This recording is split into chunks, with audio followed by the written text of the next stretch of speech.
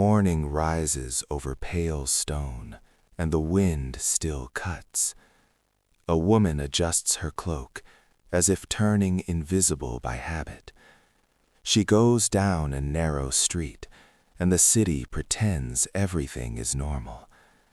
At the gate, vendors shout prices and quick compliments. She buys a small piece of bread, takes her change without touching hands. Touch is expensive there, even when nobody admits it. The temple dominates the skyline like a promise and a demand. People climb with steady steps, carrying sacrifices and hopes.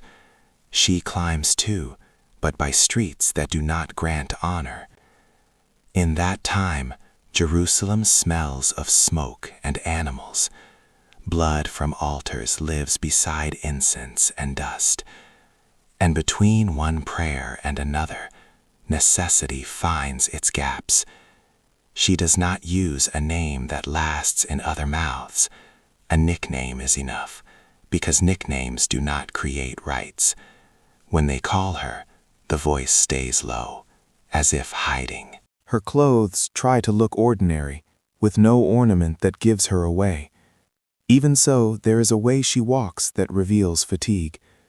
It is like carrying water inside, with no jar to show. Ritual purity weighs more than hunger itself. Baths and washings become hope for a few minutes, and when hope runs out, the body's routine remains. She avoids brushing against respectable people in the crowded streets, not out of fear of contact, but fear of accusation. One shoved can become rumor, and rumor becomes stone. The men who seek her door rarely arrive smiling. Some bring haste, others bring guilt poorly disguised. Almost all bring a story to justify desire. There are pilgrims from far away, tired of road and rules. They enter the city full of promises and leave full of silence. She watches this cycle, the way someone watches tides.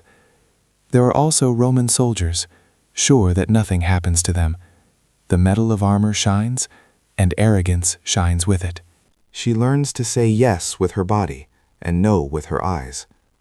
Local leaders speak of order and decency in public. In private, some buy secrecy the way they buy wine.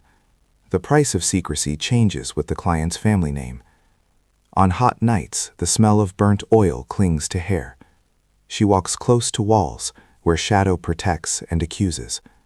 The moon lights enough to frighten. Houses have courtyards where voices travel through thin doors. A laugh can trigger curiosity, and curiosity becomes a complaint. She learns to speak little and breathe even less. Money does not come clean and never feels like enough. Part goes to the lender, part goes to the landlord. What remains buys food and buys one more day. Sometimes the debt begins with flour, then turns into interest. A dead father, a sick mother, a younger brother. Nothing explodes. Nothing collapses. Everything gets tired and keeps pushing. The market has trained eyes and long memories. One merchant agrees to sell, but avoids trading words. Another sells for more, calling it protection in disguise. When a big festival comes, the city fills and tightens. Devotion increases, and contradiction increases with it. She works more and feels lonelier too. She knows the sound of footsteps that hesitate at the corner. The man stops, turns back, pretends to look for something, and decides. This small play repeats, and nobody applauds. Some women form quiet alliances for simple survival. One warns about a violent client, another lends a cloak. Solidarity there is not poetry, it is a tool. There are rivalries as well, because scarcity bites first. One wrong word can steal a whole night of work, and one lost night can become hunger in the week. The city has judges, guards, and religious leaders watching closely, but the real control is often informal, made of shame. Shame does not lock you in a cell, it locks you in your head.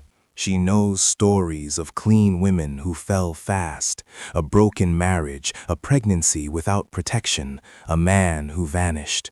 The fall is short, the ground is very high. When bleeding comes, the body becomes a delicate border. There are rules, baths, distances, and eyes that calculate. She knows the law can become a weapon if someone wants. On bad nights, she returns with coins and a bitter taste. It is not beautiful regret. It is only repeated exhaustion.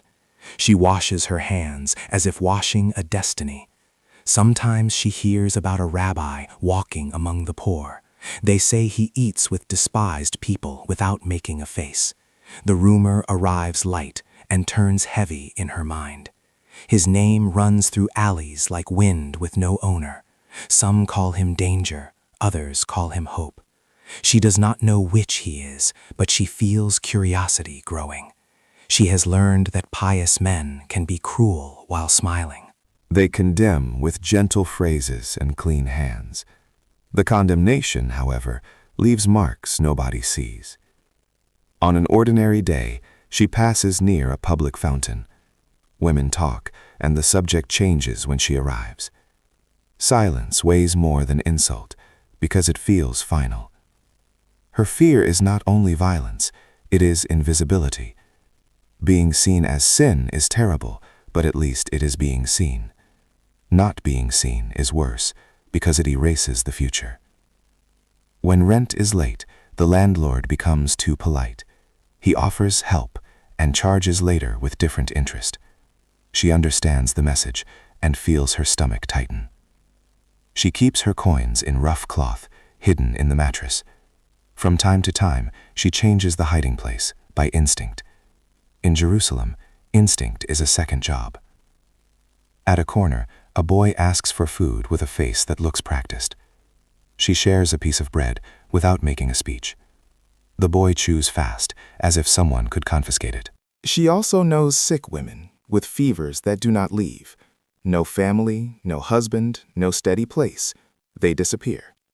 The city does not cry much. It only opens space on the pavement. On certain nights, she thinks about leaving the city, but leaving costs money, and costs a name, and costs courage, and the road is too long for someone who already lives on scraps. The rabbi people talk about passes near her one day. There is no shout, no spectacle, only a steady, simple look. That disarms her, because it does not come with disgust. She does not know if it is forgiveness or only humanity.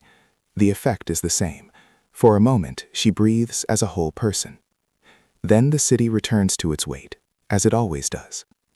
Even when someone treats her with respect, the system remains. The temple charges, Rome charges, the house charges, hunger charges. Tenderness soothes, but it does not pay rent. She learns to live in fragments, gathering days like shards. One good day buys 2 bad days, and so it goes. The future becomes a shy word, almost a superstition. When dawn arrives, the stone turns cold again. She closes the door slowly and listens to her own breathing. The city sleeps, but judgment never sleeps. In the end, Jerusalem looks the same to anyone watching from far away. The temple's gold shines, and the streets seem eternal. But in the shadow, she exists as a question nobody wants to answer.